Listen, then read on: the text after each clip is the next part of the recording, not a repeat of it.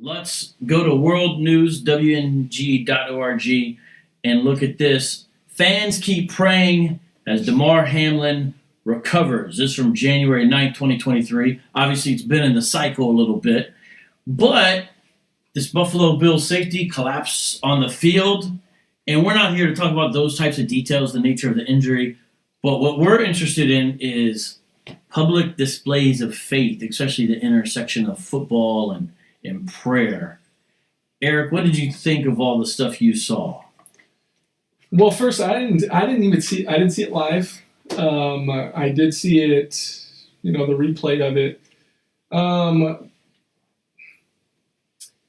There's something about in football, just in football culture, where if someone is injured, there's this thing about taking a knee, and just to show respect for the game and respect for the player.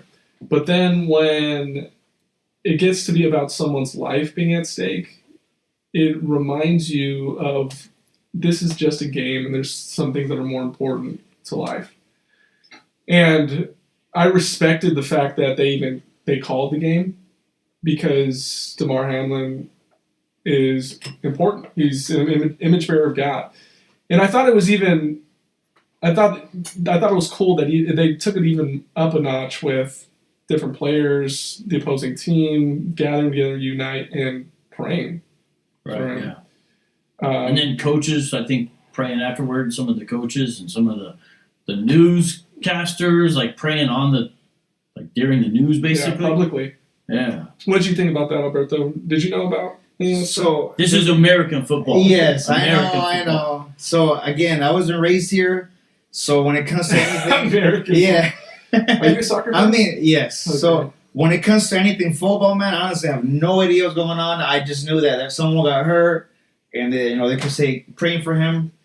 What I think what the world misses here is that obviously there's nothing wrong with praying for somebody for better health or to heal from whatever injury that they're going through, but the world doesn't know that the fact that there's no true glory if someone just heals, but still, they end up being condemned because there's no point to it if they don't believe in Christ. But I just think that, a believer should still be encouraged by the fact that they do want, that good for that person. Yeah, interesting. So, you look at this story and, he suffered some form of a cardiac arrest. This is January 2nd. Against the Bengals. So this is a big game because these are leading teams in the AFC, and they're going to be playing, in fact, again Sunday, rather. I believe it is, right? And, they weren't sure if he was going to make it out. And they interview a Bills fan, part of the Bills Mafia, as they call it. And I guess he was a Jewish man, and he says, at times like this, you feel hopeless. This isn't entirely in human hands anymore. We're all praying that God will intervene. And so he was there in Cincinnati at a hospital. And he's young, right? He's 24. Yeah. Hamlin's only 24. He's a safety, number 3, and he's only 24 years old. He wakes up, says, "Did we win?" And the doctors answered, "You won the game of life." Yeah. That's what they said. But I mean, it's interesting because football. You had Tim Tebow. Yeah. You got people putting John 3:16 here in the stands, and yet it's one of the most kind of violent mainstream sports out of the big ones, I think. And it also dabbles probably the most in the objectification of women and glorification of certain things that are not as godly. If you watch a baseball game, you don't see scantily clad ladies dancing around. But football, especially halftime, so it's interesting. I get what you're saying. It seems it's one of the most public, though, with displays of faith. Am I wrong? More so than basketball, it seems like, when you put it all together? I don't know. Yeah, you get a lot of this, right? It seems more culturally acceptable within football. I think baseball there's a lot of that too. Yeah. Baseball, they're not as big as stars as football players. Even though they get paid more. Even though baseball players, football players get paid more. No, baseball players get paid more. I think also they play 163 games. Okay. Football, you play 16. That would or 17. But yeah. Yeah. I think that it's more culturally acceptable, especially with big football states like Texas. Yeah. Where are you from? You're not from Texas. You're from Mexico. No, Mexico. And your home state, your home state, Arizona. But even with even just considering Texas with football culture, it's almost kind of blended in where football is Friday nights, church is on Sunday, even though it's just kind of Christianity is kind of just part of culture, but in similar where it kind of bleeds into football, where you believe in God. Like right now, Hard Knocks is on HBO. Oh, the Arizona Cardinals show? Arizona Cardinals with Hard Knocks. And they say the Lord's Prayer as a team. And, I highly doubt that majority of the Cardinals players are actually believers, but there seems to be this commonality of faith, even though they might not be legitimately saved. But I think that it's good, right? What are your thoughts on that? The fact that it's publicized, that type of faith in God at least is publicized. The Christian God typically, even though, what are your thoughts on that? Okay.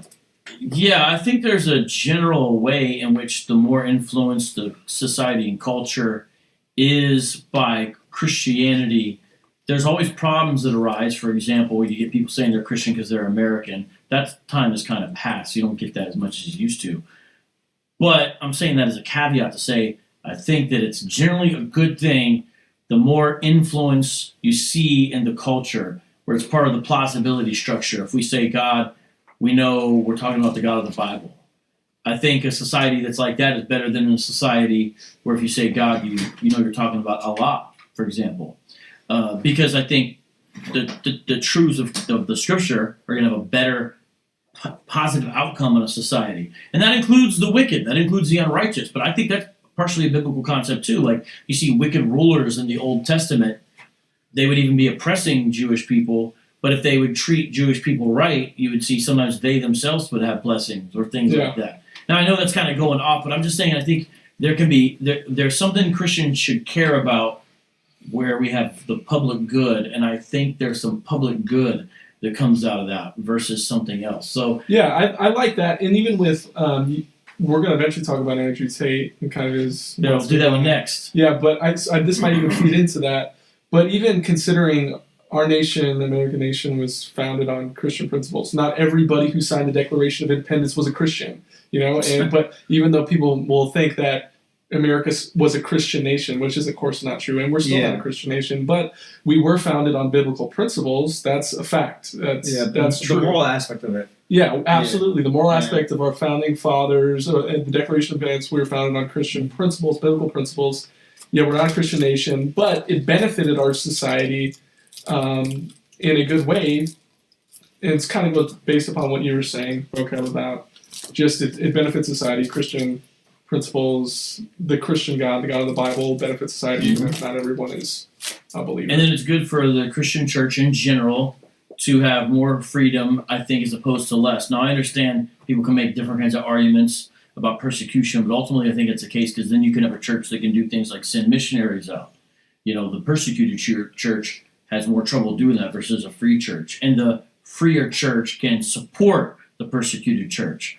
So things like that. But that's our take on that. I'm not a huge football fan like that, but the teams I do like are the Bills and the Bengals. Right. Because I have family home ties to each one. So for me as a mild fan, I'm interested in this game. I guess all I do with that is just pray for them. Arizona's my state. I guess all I do is pray for them because for sure, man, we suck because the Cardinals. It's all the Cardinals. I live, and I'm getting ready because I live like 5 minutes from the Cardinals. The Cardinals Stadium, and I'm like during all February, you're gonna have to be driving to the streets because I know it's gonna be crazy. Well, just wait. The Super Bowl's here this year. Yeah, that's what I'm saying. Yeah, just wait. You'll really see it then.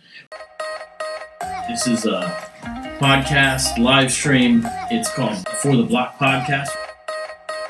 I'm Vocab alone with Alberto and Eric. I'm supposed to look here. You can look. Well, you don't have to. You can look at us. We're gonna do something a little different. Casually, kind of go over some news stories with you all, and then talk a little bit about these news stories from a Christian reform perspective with an apologetics bent.